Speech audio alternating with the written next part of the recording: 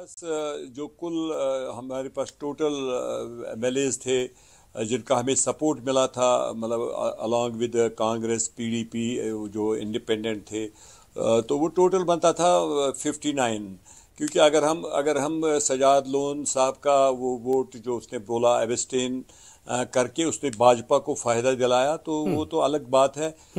हमें 59 में से एक वोट जो था चौधरी रमज़ान साहब का वो रिजेक्ट हो गया, उसमें 58 वोट मिले और दो का तो हमें कोई प्रॉब्लम नहीं था। उसके बाद जो तीसरी सीट थी सबी ओबराय साहब की, वहाँ पे उसको 31 वोट मिले, तो वो हमारी अपनी पार्टी के वोट थे, वो किसी और के नहीं थे, सिर्फ हमारी अपनी पार्टी, अपने जो हमारे एमएलए थे आउट ऑफ 41, तो 31 हमने उसको और अपने 10 जो थे, जब 41 में 31 निकालो फिर हो गया 10 वोट, और कांग्रेस के 6, पीडीपी के 3, तारिक आमिर साहब का 1, इंडिपेंडेंट का 6, ये टोटल कितना बनता है? ये 28 बनता है। तो 28 में इनमें से कौन लोग हैं? 4 लोग हैं, वो तो 1-2 दिन में समझो वो पता चल भी गया होगा। इंशाल्लाह रहमान 1-2 दिन में आपके पास भी वो आएगा, आप भी इस पे बात करेंगे। तो नेचुरली क्योंकि हमारी पार्टी का फिर हम कंटेस्ट ही नहीं करते।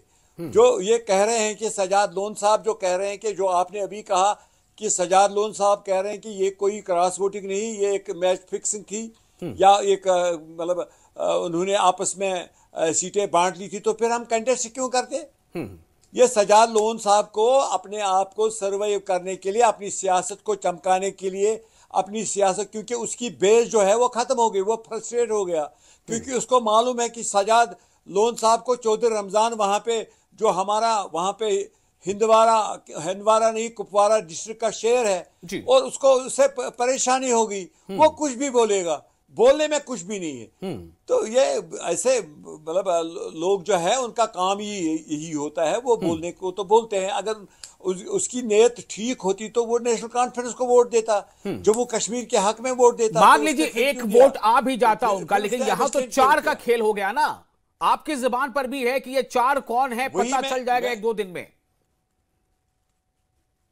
वो पता चल भी गया होगा, मतलब समझो आपके पास ये बात कल या परसों तक आ भी जाएगी। हमारे पास तो शायद आ जाए कल परसों तक, आपके पास तो शायद अभी है, या शायद 1-2 घंटे में आ जाए। आप बता दीजिए। ये अब जनाब ये अब क्लियर हो गया कि भाजपा ने हॉर्स ट्रेडिंग की, मसल पावर किया, मनी पावर किया, मैन पावर इस्तेमाल किया, जो भी किया जुगाड़ करके ये चार लोग कौन है वो पता चल जाएगा। वो उनको मतलब किस तरीके से कराया वो, वरना उनके अपने 28 वोट थे, अगर वो 28 पे ही रहते तो ये 4 वोट जो है 32 पे उनका आंकड़ा आ गया, तो वो कैसे आया फिर? ठीक है, तो अब आपकी बात पूरी हो गई। ठीक है। हाँ बिल्कुल। अब्दुल मजीद आलमी साहब आप पढ़े रहे, लेकिन आपने भी ये सवाल उठा दिया है कि आखिर वो 4 कौन है एमएलएज, वो 4 वोट कहां से आए, और आप भी ये कह रहे हैं कि 1-2 दिन में पता चल जाएगा, और आप ये भी कह रहे हैं कि बीजेपी ने जो है वो मसल पावर यूज किया या हॉर्स ट्रेडिंग की। मैं सीधा ये सवाल या आपका इल्जाम या फिर आपका सवाल मैं सीधा आरिफ पठानिया जी के पास लेके जाता हूं। आरिफ पठानिया जी, पहले तो आपको बधाई लालमी साहब को भी, उनके 3 कैंडिडेट जीत गए, बधाई आपको भी, आपका 1 कैंडिडेट जीत गया, 3 में से 1 जीत गया। लेकिन इस जीत पर सवाल उठा रहे हैं, और खुद नेशनल कॉन्फ्रेंस के लोग उठा रहे हैं, और ये कह रहे हैं, आपने सुना ही कि उन्होंने क्या कहा आपके बारे में। जी अबू जी, बड़े तफसील से, बड़े डिटेल में जाने से, हाँ सॉरी वैसाल साहब, मैं से शॉर्ट में अगर let's get at the heart of the crux of the story. हम बार बार बता रहे हैं, चेता रहे हैं, और यही हमारी लीडरशिप बार बार करके स्टैंड पॉइंट करके जा रही है कि नेशनल कॉन्फ्रेंस वर्चुअली फेल हो चुका है जम्मू एंड कश्मीर में। जम्मू कश्मीर के लोग नेशनल कॉन्फ्रेंस के साथ फेड अप है, नेशनल कॉन्फ्रेंस के विधायक, उनके घटक दल भी उनसे फेड अप है। हाँ, अगर उनके MLA they are not able to keep their horses in stable, वो अपने एमएलए को अगर कंट्रोल नहीं रख पाए, तो परेशानी नेशनल कॉन्फ्रेंस उन्हें अपने गिरबान में झांक के देखना चाहिए, ना कि भारतीय जनता पार्टी के ऊपर अनफाउंडेड एलिगेशंस जिनका ना को सिर ना को पैर। देखें, अगर हॉर्स ट्रेडिंग करनी होती तो हो सकता 4 में से 3 हम जीतते ना। अगर हॉर्स ट्रेडिंग होता तो, या 2 जीतते हम। हमारे पास नेचुरल, हमारे पास नंबर था। आप 4 नहीं, आपको 7 विधायक ढूंढने पड़ेंगे। 3 विधायक ऐसे भी हैं जिनके शायद मन में ना हो, उनका मन ना माना हो भारतीय जनता पार्टी को वोट, या उनके जमीर की आवाज में भारतीय जनता पार्टी को वोट नहीं दे पाए, लेकिन उनका मन नेशनल कॉन्फ्रेंस को भी वोट देने के लिए माना नहीं। 3 वोट रिजेक्ट हुए हैं तीसरे नोटिफिकेशन में। पहले नोटिफिकेशन में 1 वोट रिजेक्ट, दूसरे नोटिफिकेशन में 2 वोट रिजेक्ट, तो मान लीजिए ओवरऑल 6 वोट रिजेक्ट हुए। तो 6 विधायकों ने जिन्होंने अपना वोट रिजेक्ट करवाया नेशनल कॉन्फ्रेंस के फेवर में, वो भी इनको कम से कम पैरामीटर से देखना पड़ेगा। देखें, जम्मू कश्मीर की फिजा और माहौल बदला है। ये नैरेटिव, डिविसिव नैरेटिव, ये नैरेटिव जिसने आज तक जम्मू कश्मीर को पीछे रखा है, जिसने जम्मू कश्मीर के विकास को खाया है, जम्मू कश्मीर प्रोजेक्ट नहीं हो पाया, जम्मू कश्मीर में रोजगार नहीं आ पाया, ये नैरेटिव फेल हो चुका है। तो National Conference should take the moral responsibility. और मैं बड़े ईमानदारी के साथ, बड़े एक जिम्मेवारी के साथ और बड़ी रिस्पॉन्सिबिलिटी के साथ बताना चाहूंगा नेशनल कॉन्फ्रेंस को, ये तो अभी ट्रेलर है, पिक्चर अभी बाकी है। अभी तो ये जो इतनी बड़ी बड़ी बातें आपने लोगों को बताई, आप ये करेंगे, आप वो करेंगे, आप 370, आप स्पेशल स्टेटस की वापसी करेंगे, आप पीएसए को हटाएंगे, आप मुफ्त बिजली देंगे, आप मुफ्त राशन देंगे, 1 लाख नौकरी देंगे, आप सिलेंडर देंगे, आप कुछ भी नहीं कर पाए। आपकी सरकार का इंपैक्ट नहीं दिखाई दे रहा। Your sarkar is invisible, your ministers are invisible, your system is invisible. आप लगता है कि ऐसे कोई, ये को हवा में सरकार, कोई ऐसी कोई नकली सरकार चल रही है। तो मेरा है कि मुद्दे की बात में आज का मुद्दा है उस पर बात कर रहे हैं। सरकार नाकाम है, कामयाब एक अलग चीज है। आज का मुद्दा ये है, वही एक कारण है अबू जी, वही एक कारण है। That is the major reason. लाडवी कह रहे हैं कि बीजेपी ने मसल पावर इस्तेमाल किया, हॉर्स ट्रेडिंग कराई। आप कह रहे हैं कि दरअसल लोगों ने, इनके जो विधायक है वो इनके काबू में नहीं है। लाडवी साहब, छोटा सा एक रिएक्शन आपको लेना चाहूंगा। आपके एमएलए आपके काबू में नहीं है, ये पठानिया साहब कह रहे हैं। देखो, पठानिया साहब को ये सोचना चाहिए कि हमारे एमएलए तो हमें पता है कि कौन क्या है। हमने अपने जो 41 एमएलए हमारे थे, जो 41 एमएलए हमारे थे, हर एक ने अपना वोट हमारे एजेंट को दिखाया। हमारे में से कोई ऐसा नहीं है। ये बिल्कुल, इसको तो देखो, इसको जवाब देने के बजाय ये बोलता है कि सरकार कहीं पे विजिबल नहीं है। ये इसको मालूम होना चाहिए कि आप फिर क्यों आते हैं सीएम के ऑफिस में, आप क्यों आते हैं इन मिनिस्टरों के ऑफिस में, वहां पे अपनी डिमांड्स रखते हो। तो जब आपका काम नहीं होता है, आप एमएलए हो, तो फिर कहाँ क्या करते हो आप? अपनी कॉन्स्टिट्यूंसी में देखो, आप लद्दाख को देखो, आप जम्मू को देखो। लद्दाख के लोग आपसे, आपके खिलाफ है। जम्मू के लोग आपके खिलाफ है। अब आप राम का नाम लेकर अपनी पार्टी को मजबूत करना चाहते हो। अब हो गया जमाना, अब लोग प्रैक्टिकल हो गए हैं, लोगों को पता चल जो काम करेगा। आपने क्या किया? लाडवी साहब, थोड़ा सा मैं चाहूंगा कि ऑनरेबल, नहीं, बात सुनो। नो, पहले मेरी बात सुनो। बोलिए। मुझे बताओ, ऑनरेबल प्राइम मिनिस्टर साहब पंजाब गए, वो हिमाचल गए, वो और भी स्टेट में, आज वो मुद्दा नहीं है। आज वो मुद्दे पे हम लोग बात नहीं कर रहे हैं। लाडवी साहब, उस मुद्दे पे आज हम बात नहीं कर रहे हैं। आप अगर बोलना चाहते हैं तो मुझे 4 एमएलए का नाम बता दीजिए। पठानिया साहब को मैं जवाब देता हूँ, वो पीएम साहब जम्मू कश्मीर में पैकेज क्यों नहीं दिया? लाडवी साहब, आज मौजू वो नहीं है, माफ कीजिएगा, आज मौजू वो नहीं है। अब्दुल मजीद लाडवी साहब, मौजू आज वो नहीं है। अगर आप बोलना चाहते हैं तो आप 4 एमएलए का नाम बता दीजिए।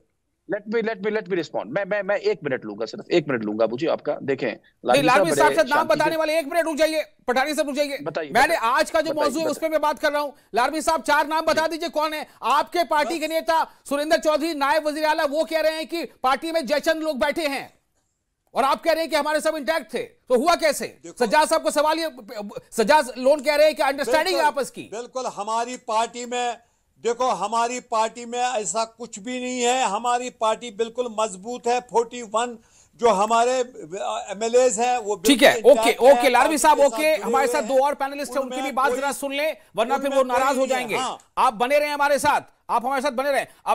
एडवोकेट अब्दुल मजीद डार साहब हमारे बीच हैं। एबी बाजिद डार साहब, आपका बहुत इस्तकबाल है, सीनियर लीडर पीडीपी। आपकी पार्टी के जो सदर हैं, उन्होंने अपना स्टैंड बदला था, कहा था हम वोट देंगे लेकिन एक शर्त है, और कहा था कि हम तीसरी सीट पे प्रेफरेंस हमारी होगी, चौथी पे नहीं, उस पे खेल हो सकता है, हम बदनाम हो जाएंगे। क्या हुआ, मैं जानना चाहता हूं। ये नंबर गेम कहां, कैसे ये वर्कआउट हुआ, कैसे काम हुआ? सज्जाद लोन जो इल्जाम लगा रहे उसमें कितनी सच्चाई आप देखते हैं? देखिए sir, thank you for calling me ji, I am so grateful. ये हम कानून में, हमारे साथ वहाँ 2 पैनलिस्ट है, they are very close friends of mine, both Patania sahab and Anmol sahab, they are my colleagues. मैं आपको एक कॉन्स्टिट्यूशनल बैकग्राउंड में बता दूंगा पहले जी, बाद में मैं अपनी लीडर का भी टच करूंगा। देखिए, ये जो राज्यसभा के सीटें, ये जो पैनलिस्ट आते हैं, they should prepare their homework first जी। ये वकील लोगों को ज्यादा पता होता है ये चीजें, कहां पर क्या, कौन सी फॉल और कौन सी गेम खेली गई है जी। ये जो राज्यसभा की जो सीट से फिलअप करी, चाहे स्टेट्स के हो या जो यूनियन टेरिटरी, इसका एक बड़ा जबरदस्त प्रोसीजर है। 4th शेड्यूल है कॉन्स्टिट्यूशन में, कॉन्स्टिट्यूशन ऑफ इंडिया में, ठीक है। उसमें बाकायदा क्राइटेरिया फिक्स कर चुका है कॉन्स्टिट्यूशन में जी, और फेमस। और इसमें आप देखिए, भारतीय जनता पार्टी के 28 ही एमएलए थे जी, सीधी सी बात है। और इसमें दो बड़े इंपॉर्टेंट आर्टिकल है, article 80 of the constitution of India और आर्टिकल 245 जी। इसमें बाकायदा आपका जो कोटा फिक्स होता है for each and every member who will go to the Rajya Sabha if it is elected. ये बाकायदा एक फार्मूला है, इसको हम फार्मूला कहते हैं। ये बाकायदा फिक्स हो चुका है कॉन्स्टिट्यूशन में। और अगर ये फार्मूला है तो फिर ये खेल कैसे हो गया? आप कह रहे हैं कि खेल हुआ है और एडवोकेट ज्यादा अच्छे से जानते हैं कि खेल हुआ है। मैं उसी पे आ रहा हूँ। ये तो सीधे खेल है। This is you see, we called in under the niceties of law, a doctrine of law is a premeditation. Is a doctrine of premeditation. Is a game played by the National Conference. Okay. लालवी साहब ध्यान से सुनिएगा, फिर आपसे जवाब लूंगा मैं इनको चैलेंज करता हूँ, ये करेक्ट करे अपने हाउस को। ये नेशनल कॉन्फ्रेंस ने बहुत जबरदस्त पढ़ाई किया। They made it a point that the 4 seats should go to the BJP. Okay. Number 1. इसमें मुझे बताइए, please tell me, any panelist or anybody on earth can tell me, can challenge me. आपको 28 seat है, how you got the 32 seats? मेरी बात सुनिए। सजाद साहब ने पहले ही डिक्लेयर किया कि भाई मैं I will abstain. Correct? So there is absolutely no role of Sajjad साहब in this. जी। मैडम ने, जो हमारी सदस्य मोहतरम महबूबा मुफ्ती साहिबा है, वो she is a very visionary leader. उसको पता था, क्योंकि इन लोगों ने नेशनल कॉन्फ्रेंस ने हमें डिच भी किया उस टाइम जब महबूबा 3 बार इनके पास गई, जब गुफ्कार अलायंस में इनको बड़ी उम्मीद किया, let us continue with that alliance. उस वक्त भी फारूक साहब और उमर साहब ने डिच किया हम। इस वक्त हमने समझा कि चलो ठीक है, सेक्युलर फोर्सेस आएंगे मैडम ने, लेकिन हमें पता था ये बाद में ब्लेम हम पे डालते कि 4थी सीट के लिए इन्होंने, हमने कहा हम 3rd सीट को हम उसमें हम आपको सपोर्ट देंगे जी, अनकंडीशनल सपोर्ट। वो भी हमारी बड़ी मैग्नानिटी थी। नहीं तो जिस तरह इन्होंने डिसेप्शन किया हमारे साथ बार बार पीडीपी के साथ, फिर भी हमने तो बड़ा ब्रॉडर पर्सपेक्टिव में सोचा for uphold the democratic values. मुझे बताइए, कोई बताइए भाई, आपके 28 सीटें हैं, 32 से वोट कहां से आए आपको? ये कोई मैजिक है आपको? ये कहा पैराशूट से आए? कमाल की बात है यार। कोई ये लेक्चर क्या दे रहे हैं नेशनल कॉन्फ्रेंस? ठीक है, is a premeditation element is there and they have done it. It's a straight way, a black jacket they have given it to the Bharatiya Janata Party so that they could secure the 4th seat. मतलब आप Sajjad loan साहब के बात को endorse कर रहे हैं? बिल्कुल सही बात है, सज्जाद साहब ने सही बोला। देखो, अगर हमने हमारी लीडर को पता था ये करने वाले आया, क्योंकि बाद में हमारे पे ब्लेम गेम करेंगे। हमने कहा हम 3rd सीट को हम आपको अनकंडीशनल सपोर्ट देंगे, और वो भी हमारी मैग्नानिटी थी। अदरवाइज अगर हम नेशनल कॉन्फ्रेंस, ये हमको ठीक है। ओके डॉक्टर साहब, मैं थोड़ा सा आपको रोकना चाहूंगा। हमारे पास एक और पैनलिस्ट है, मुझे सबको वक्त देना है, वरना किसी को ये तकलीफ हो सकती है कि मुझे बोलने का मौका नहीं मिल रहा। हमारे साथ एडवोकेट अनमोल पवार साहब भी हैं, वो भी एडवोकेट है। आपने कहा एडवोकेट्स को पता होता है। अनमोल पवार साहब को बता दूं कि ये आम आदमी पार्टी के नेशनल स्पोक्सपर्सन है। पवार साहब, आप कैसे रीड कर रहे हैं पूरी इस सिचुएशन को? नेशनल कॉन्फ्रेंस को कांग्रेस ने साथ दिया, नेशनल कांग्रेस के साथ पीडीपी ने दिया, लेकिन बीजेपी ने बहुत ही, मैं तो इसको क्या कहूंगा, इसको कहूंगा कि बहुत अच्छा गेम खेला, वेल प्लेड। यानी बीजेपी ने नंबर कम थे पर फिर भी वो जीत गए। तो how do you rate this, Pawar साहब? देखिए आजम साहब, भारतीय जनता पार्टी को सरकारें तोड़ना, विधायकों की खरीद फरोख्त करना, इसमें तो महारत हासिल है। लेकिन जहां तक राज्यसभा के चुनाव की बात है, अब तो पूरे दुनिया के सामने, पूरे देश के सामने जग जाहिर है कि कांग्रेस और भाजपा की जो साठगांठ है, कांग्रेस जिस तरह से भाजपा का समर्थन करती है, वो चाहे आप राष्ट्रपति चुनाव देख लीजिए, उसमें भी क्रॉस वोटिंग करके कांग्रेस ने मदद की उपराष्ट्रपति बनाने के लिए, वैसे ही आज कांग्रेस ने जो है भारतीय जनता पार्टी को क्रॉस वोट करके उनका राज्यसभा सांसद बनवाया है। यही कारण है। आप नाम ले रहे हैं, पहली बार अभी कोई नाम ले रहा है कि कांग्रेस ने क्रॉस वोटिंग की है। बिल्कुल की है, इसमें कोई शक और संशय रहा नहीं। अब पीडीपी के लीडर तो कह रहे हैं कि नेशनल कॉन्फ्रेंस से गेम किया है, आप कांग्रेस पर बात कर रहे हैं। सज्जाद लोग कह रहे हैं कि नेशनल कॉन्फ्रेंस से गेम किया है। मैं बिल्कुल कांग्रेस पे बात कर रहा हूं। आप एक चीज बताइए, भारतीय जनता पार्टी के बड़े बड़े नेता, यहां तक कि प्रधानमंत्री जी भी पिछले 10 साल से कहते आए हैं कि भाई राहुल गांधी और सोनिया गांधी और कांग्रेस के जो भी दिग्गज नेता हैं वो नेशनल हेराल्ड केस में जो है वो अक्यूज्ड हैं, वो उसे ओपन एंड शट केस बताया जाता है। उसके बावजूद आज तक उनके किसी एक भी नेता को जेल में नहीं डाला गया। तो क्या ये आपकी बुनियाद है? आपके जवाब की दलील यही है? हमारे एक विधायक थे महराज मलिक, जिन्होंने जम्मू कश्मीर के लोगों के अधिकार की बात की, उनके हक की बात की, और उनसे इतने विचलित हुए भारतीय जनता पार्टी के लोग कि उन्हें जेल में बंद कर दिया गया। लेकिन आप बताइए कोई एक कांग्रेस का नेता है ऐसा जिसे इन्होंने ये दलील है क्या? मेरा सवाल ये दलील है क्या? पठानिया साहब, ये बहुत बड़ी बात हो जाएगी कि बीजेपी को कांग्रेस का समर्थन मिल रहा है, कांग्रेस का विधायक क्रॉस वोटिंग कर रहा है बीजेपी के कैंडिडेट को जिताने के लिए। पठानिया साहब, आप कैसे इस पर रिएक्ट करेंगे जो बात आ रही है आम आदमी पार्टी तरफ से? विशाल साहब, मैं ज्यादा गंभीरता से नहीं लेता इस बयान को। इनका तो हीरो सुनना जरा रांझा का कृपा रिश्ता करके। है। मुझे लगता है कि मैं ज्यादा गंभीरता से नहीं लेता। अच्छा। जम्मू कश्मीर के लोग भी ज्यादा गंभीर, आप भी ज्यादा गंभीरता से मत लें। इस बयान का ना कुछ सिर है ना पैर है। मैं साफ और स्पष्ट आपको कृपा करके ये तो एक बड़ी बात है ना। अगर इसमें सच्चा, मैं कह रहा हूं, अगर इसमें सच्चाई था तो बहुत बड़ा खेल है कि कांग्रेस और बीजेपी एक साथ हाथ मिला रहे हैं पर्दे के पीछे। अगर इसमें सच्चाई है तो मैं सिर्फ हंस सकता हूं इस बयान को लेकर और कुछ नहीं कर सकता। मैं I want to put a counter question to each and everybody across the board. ये आप में ये देर रात में कौन सा प्यार जागा आपने? मैं पूछना चाहता हूँ, नेशनल कॉन्फ्रेंस, पीपल्स डेमोक्रेटिक पार्टी, कांग्रेस, इवन पीपल्स कॉन्फ्रेंस, या वो अवामी इत्तेहाद पार्टी, या जितने भी स्थानीय वो जो कांग्लोमरेट है, भारतीय जनता पार्टी को दो। भारतीय जनता पार्टी से नफरत क्या है आपको? मुझे आप इतनी नफरत क्यों करते हैं भारतीय जनता पार्टी से? अरे भाई, पूरे देश में तीसरी बार देश के लोगों ने प्रधानमंत्री बनाया मोदी साहब को। जम्मू कश्मीर की अगर बात करें, अगर जम्मू कश्मीर की बात करें, मैं आज तक किसी भी गांधी परिवार के 2014 के जेल में बंद बाद, किया चाहे है। वो पार्लियामेंट चुनाव हुआ है, चाहे वो विधानसभा चुनाव हुआ है, चाहे वो डीडीसी चुनाव हुआ, चाहे वो बीडीसी चुनाव हुआ, सबसे ज्यादा बिगेस्ट वोट शेयर। लेकिन एक बड़ी बात यहां पर सामने आ रही है, मैं नहीं कह सकता कि सच्चाई इसमें कितनी है कितनी नहीं है, लेकिन जो बात यहां सामने आ रही है डिबेट में वो ये है कि आम आदमी पार्टी के नेशनल स्पोक्सपर्सन ये कह रहे हैं कि दरअसल बीजेपी को जिताने में कांग्रेस ने मदद की है। एडवोकेट अनमोल पवार है हमारे साथ, नेशनल स्पोक्सपर्सन। अनमोल साहब, मैं देखिए बहुत बड़ी बात आप कह रहे हैं, मैं बार बार कह रहा हूं, ये आप इसकी बुनियाद ये ले रहे हैं कि कहां क्या हो रहा है क्या नहीं हो रहा है, जम्मू कश्मीर में क्या हुआ, इसकी बुनियाद कहां से आप कैसे तय करेंगे?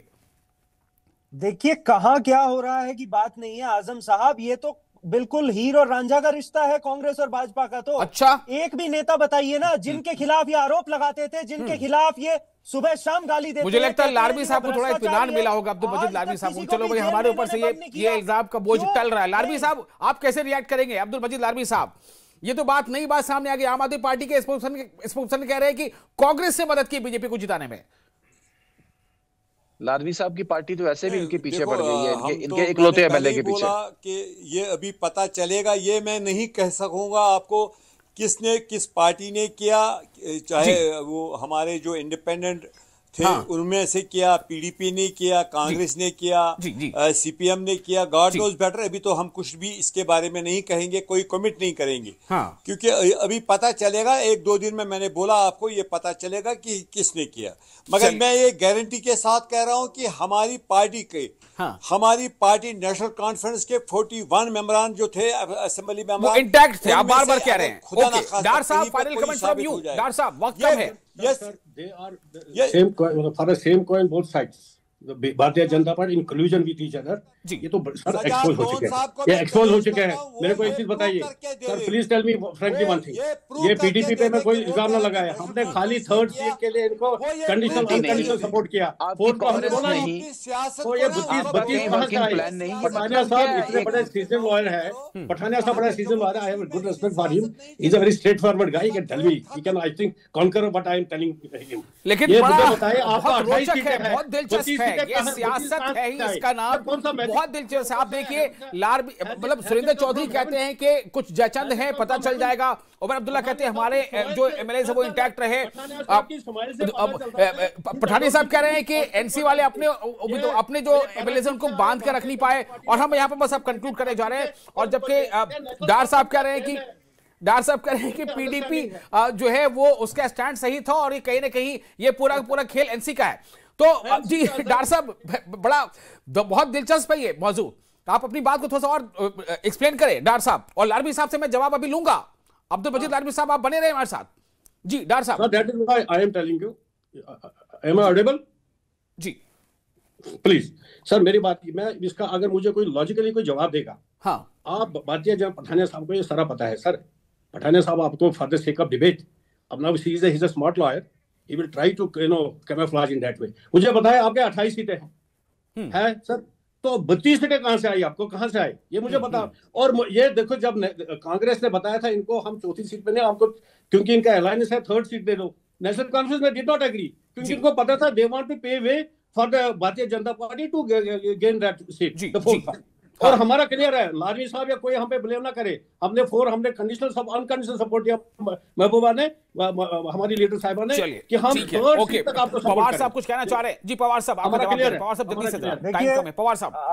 आजम साहब, भारतीय जनता पार्टी का कोई दीन ईमान नहीं है, ये राजनीति के लिए अपने बाप को बेच दें। ये लोग कहते थे पीडीपी को देशद्रोही, पता नहीं किस किस शब्दों से इन्होंने नवाजा था, और उन्हें ही अपनी गोदी में बिठा लिया था इन्होंने सरकार बनाने के लिए। ये बात जम्मू कश्मीर का व्यक्ति आज तक भूला नहीं है, पूरे देश को ये बात पता है। और कांग्रेस और भाजपा का जो ये रिश्ता है, ये हर स्तर पे हर चुनाव में एक्सपोज होता जा रहा है। बिल्कुल साफ दिखाई दे रहा है कि जिन व्यक्तियों को ये गाली देते हैं, जिन राहुल गांधी को ये सुबह शाम भ्रष्टाचारी कहते हैं नेशनल हेराल्ड केस में उनकी अहम भूमिका रही है, सोनिया गांधी की अहम भूमिका रही है। 10 साल में इन्होंने चार्जशीट दाखिल नहीं की, 10 साल में इन्होंने कोई गिरफ्तारी नहीं की। किसका इंतजार कर रहे हैं? हर स्तर पे इनके पास पावर है। ठीक है पवार साहब, मैं आपने जो बोला आप अपने तौर पर उसकी दलील दे रहे हैं, ठीक है, मैं उसको बिल्कुल ये नहीं कहता कि हाँ ये गलत है ये सही है, सबकी अपनी अपनी जो है एक सोच है कि किस तरह से सब कुछ हुआ होगा। तो मैं बिल्कुल मैं अब वक्त कम रह गया है। लालवी साहब कुछ कहना चाहेंगे जल्दी से? लालवी साहब से इतना बता दिए कि कितना वक्त लगेगा ये नाम सामने आने में? लालवी साहब देखो, मैंने आपको पहले ही आजम साहब कहा है कि ये जो चार वोट क्रॉस वोटिंग कर गए, ये तो पता चलेगा कि क्या वो हमारी पार्टी का, तो मैं पहले ही कहता हूँ 41 एमएलए जो हमारे हैं उनमें से एक भी नहीं होगा। अगर उनमें से एक भी लगेगा, मैं I will resign as MLA. अगर ये कहीं पे सजा दो, बहुत बड़ी बात कह रहे हैं अब्दुल मजीद लालवी, कह रहे हैं कि अगर हमारी पार्टी का कोई विधायक कोई एमएलए अगर क्रॉस वोटिंग में उसका नाम आया तो मैं रिजाइन कर दूंगा। अब्दुल मजीद लालवी कह रहे हैं, विधायक अब्दुल मजीद लालवी नेशनल कॉन्फ्रेंस कह रहे हैं कि मैं रिजाइन कर दूंगा। चैलेंज करता हूं जी, ये बहुत बड़ी बात है, याद रखिएगा आप इसे। हेलो जी सुन रहा हूं। अब रहा सवाल 4 वोट इनको कहां से मिले, वो पता चल गया जी, 1-2 दिन में आपके पास आएगा। ये हमारे जितने 41 मतलब असेंबली मेंबर हैं, उन्होंने सबको अपने जो हमारा इलेक्शन एजेंट था वहां पे उसको दिखाए, वो कैसे हो सकते हैं? हाँ, जो बाकी के लोग कांग्रेस के, पीडीपी के, सीपीआईएम के और इंडिपेंडेंट, उन्होंने किसी को नहीं दिखाना था, उनको किसी को नहीं दिखाना था। हो सकता है उनमें से कोई हो गॉड नोज बेटर, मैं अभी कमिट नहीं करूंगा इसके बारे में। लेकिन ये बात आप याद रखेंगे, ये रिकॉर्ड है, ऑन रिकॉर्ड आपने कहा कि अगर हमारी पार्टी का कोई बंदा सामने आया, अगर क्रॉस वोटिंग में उसका नाम आ गया किसी विधायक का, तो अब्दुल मजीद लालवी अपनी सीट से रिजाइन कर देंगे, विधायक ही छोड़ देंगे, एमएलए सिर्फ छोड़ देंगे। ये आपने अभी कही ये बात। बिल्कुल अगर ये साबित हो जाएगा, अगर सजादोन साबित करके देगा ये। चलिए, बहुत शुक्रिया आप तमाम मेहमानों का इस खास विषय पे अपना वक्त देने के लिए। पवार साहब आपका भी शुक्रिया, वक्त अब नहीं बचा है, और डार साहब और अब्दुल मजीद लालवी साहब बहुत शुक्रिया। आरिफ पठान ने हमारे साथ अब रहे।